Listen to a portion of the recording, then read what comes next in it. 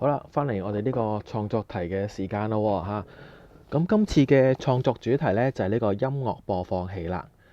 頭先我哋同學呢都一齊學咗撳一個掣就播放一啲旋律啊或者音效啊嘛，係咪？咁所以呢，希望大家呢可以呢學以致用啦。我哋呢嘗試一下，試下做一個音樂播放器啦嚇。撳 A 掣嘅時候呢，就播放一啲音樂。好。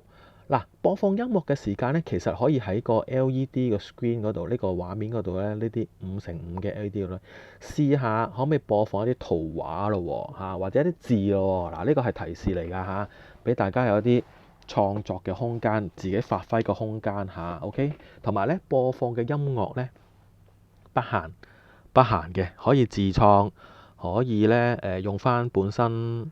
呢個 micro:bit 嘅提供嘅旋律啦嚇，不過呢，我都建議大家自己嘗試下做啦。跟住另一個掣就係 B 掣啦，B 掣咧就係停止佢，即係啱啱講過啦，有個停止播放嘅指令啦。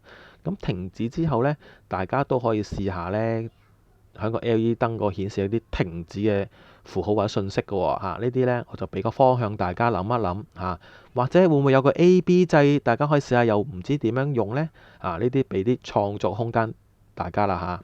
好嗱，講到音樂嗰度呢，你哋可以揾樂譜嘅。咁如果揾唔到呢，我呢度呢都有兩個，一個就係兩隻老虎啦，頭先試過啦嚇，另一個就係小星星嚇。咁呢啲都係頭先我哋學過用一啲音樂嘅符號嚟方便我哋輸入啦，辨識去邊個音調嘅嚇。咁希望大家呢同學可以嘗試一下啦，好唔好啊？有咩問題呢？可以再喺個功課群組度問，同埋呢希望你哋，因為其實我都會早幾日呢將個教材呢會發放喺嗰個 eClass 上面㗎，所以希望大家呢即係有時間都可以花啲心思啦去做啦，好冇？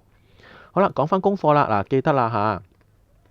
本身停校不停學嘅 eClass 嗰啲呢，就一定要完成啦。另外創作題呢，就會要翻去你自己本身嗰個班嗰個 eClass 嗰度教翻。OK，好嗱，今次嘅狼呢係咁多啦，希望大家呢順利完成啦，好冇？有咩問題再問我，我哋下次再見，唔該晒。